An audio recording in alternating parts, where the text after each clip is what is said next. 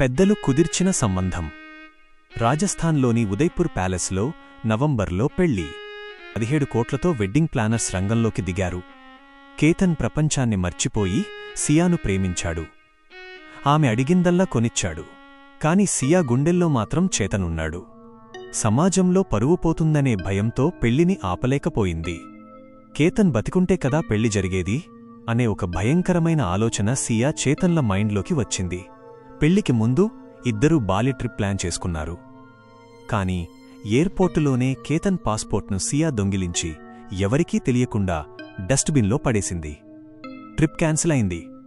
కేతన్ దానిని కేవలం దురదృష్టంగా భావించాడు. ఆ తరువాత జూన్ 14న కేతన్కు ఎత్తైన ప్రదేశాలంటే భయం అని తెలిసికూడా సియా అతన్ని లోహగఢ్ కోటకు తీసుకెళ్ళింది. ప్రశాంతంగా ఉన్న లోయ అంచున నిలబడినప్పుడు వెనుకనుంచి బలంగా తోసేసింది.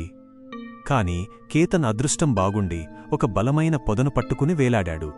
సియా షాక్ తిన్నా వెంటనే ముఖంపై అమాయకత్వాన్ని నటిస్తూ, అక్కడ పాము వచ్చింది కేతన్, నిన్ను కాపాడబోయి పొరపాటున తోసేశాను అంటూ కన్నీళ్లు పెట్టుకుంది.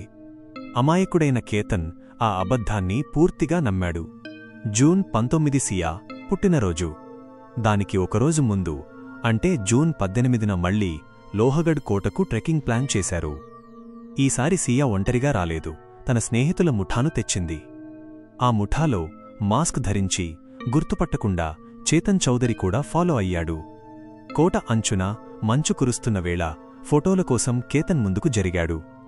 సరిగ్గా అదే సమయం కోసం చూస్తున్న సియా చేతన్కు సిగ్నల్ ఇచ్చింది.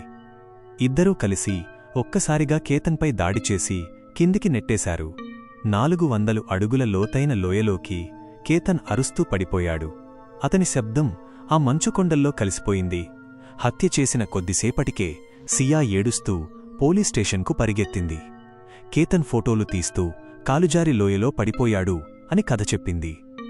అంతేకాదు, ఇన్స్టాగ్రామ్లో కేతన్ ఫోటో పెట్టి, నువ్వు లేని జీవితాన్ని ఊహించుకోలేకపోతున్నాను, నన్ను వదిలి ఎందుకు వెళ్లావు అంటూ ఎమోషనల్ రీల్స్, పోస్టులు పెట్టి అందరి కళ్లల్లో నీళ్లు తెప్పించింది. కాని కేతన్ ఒక ప్రొఫెషనల్ ట్రెక్కర్. అతను అంత సులభంగా కాలుజారిపడే అవకాశం లేదని అతని తండ్రి గట్టిగా నమ్మాడు. Case Pune rural crime branch చేతికి వచ్చింది. పోలీసులు రంగంలోకి దిగి టెక్నికల్ ఇన్వెస్టిగేషన్ మొదలుపెట్టారు. గత కొద్ది రోజులుగా సియా ఒక నంబర్తో రోజుకు గంటల తరబడి మాట్లాడుతోందని, దాదాపు 2000 కాల్స్ జరిగాయని పోలీసులు గుర్తించారు. ఆ నంబర్ చేతన్ చౌదరిది. హత్య జరిగిన రోజు చేతన్ మొబైల్ లొకేషన్ కూడా లోహగఢ్ కోట వద్దే ఉందని తేలింది. కోట సెక్యూరిటీ గార్డ్ ఒకరు మాస్క్ వేసుకున్న చేతన్ సియాతో కలిసి తిరగడం చూశానని సాక్ష్యం చెప్పాడు. పోలీసులు సియా, చేతన్లను విడివిడిగా విచారించారు. తమదైన శైలిలో 3rd డిగ్రీ ట్రీట్మెంట్ ఇవ్వడంతో సియా, అవును, నేనే మా ప్రియుడితో కలిసి చంపేశాను అని నిజాన్ని ఒప్పుకుంది. ఇన్స్టాగ్రామ్లో కన్నీళ్లు కార్చిన ఆ నల్లటి మనసు ముసుగు తొలగిపోయింది. ప్రస్తుతం ఇద్దరూ జైలు కటకటాల వెనుక విచారణను ఎదుర్కొంటున్నారు. అడ్డదారిలో సంపాదించే ఆస్తి లేదా సుఖం ఎప్పటికీ శాశ్వతం కాదు. అది చివరికి జీవితాన్ని చీకట్లోకి నెట్టేస్తుంది. సియా, చేతన్ ఇద్దరూ కేతన్ ఆస్తిని అనుభవించాలని, తమ ప్రేమను దక్కించుకోవాలని భావించారు. కాని వారి అత్యాశ, క్రూరత్వం వారిని జైలుపాలు చేశాయి.